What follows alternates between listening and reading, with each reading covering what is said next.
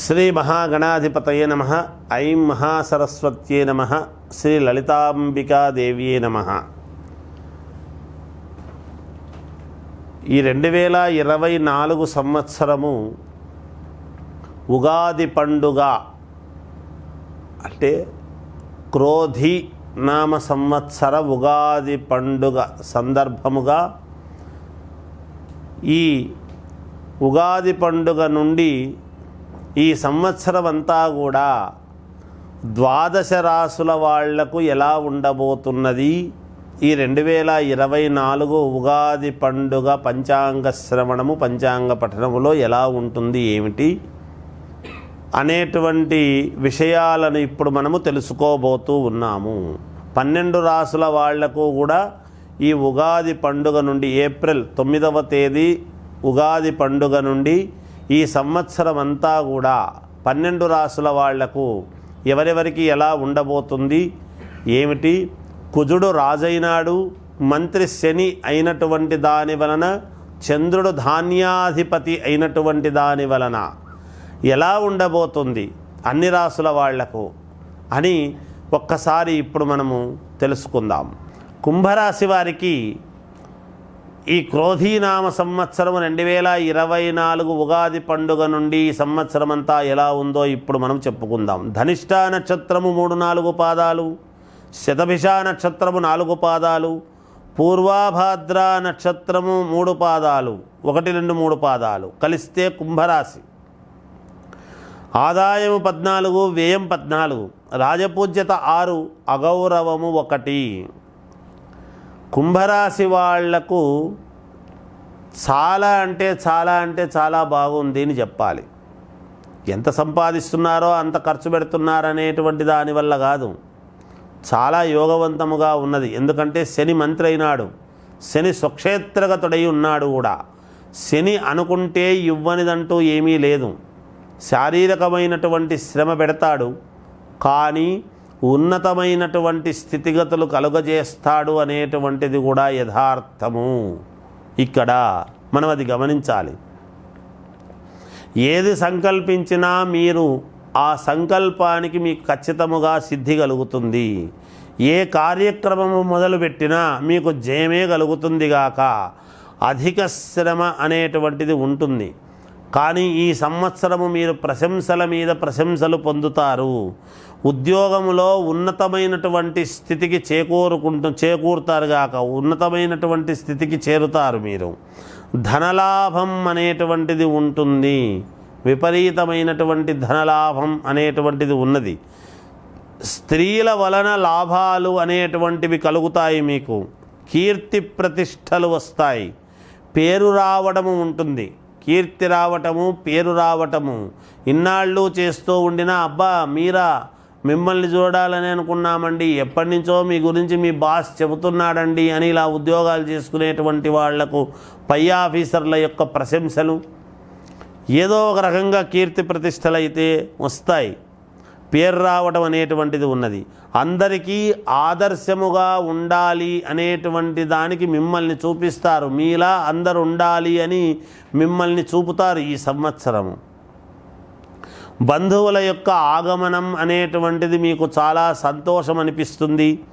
విదేశీయానం అనేటువంటిది ఉన్నది, దానికి సంబంధించినటువంటి ఏర్పాట్లు చేసుకోవచ్చును.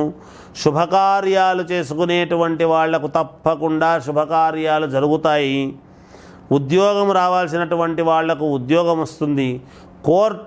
కోర్టుపరమైనటువంటివి ఏమైనా ఉంటే గనక తప్పకుండా మీకు విజయం అనేటువంటిది జరిగి తీరుతుంది గాక. స్థాన చలనం అనేటువంటిది ఉన్నది, ఉన్నట్టుండి స్థానచలనం అనేటువంటిది కలుగుతుంది. ఐశ్వర్య ప్రాప్తి అనేటువంటిది ఉన్నది. అంటే పూర్వీకుల యొక్క ఆస్తి రావటము కానీ, ఏదో ఒక రకంగా భూముల వలన లాభాలు కలగటము కానీ ఇలాంటివి ఏవో ఉన్నాయి. మీ పేర్లతో ఏదైనా భూమి కొనుగోలు చేయటము కానీ ఇలాంటివి ఏవో ఉంటాయి గాక. విద్యార్థులకు అత్యంత యోగదాయకముగా ఉన్నది. సినిమా వాళ్లకు మహాద్భుతం అంటే మహాద్భుతముగా ఉన్నది.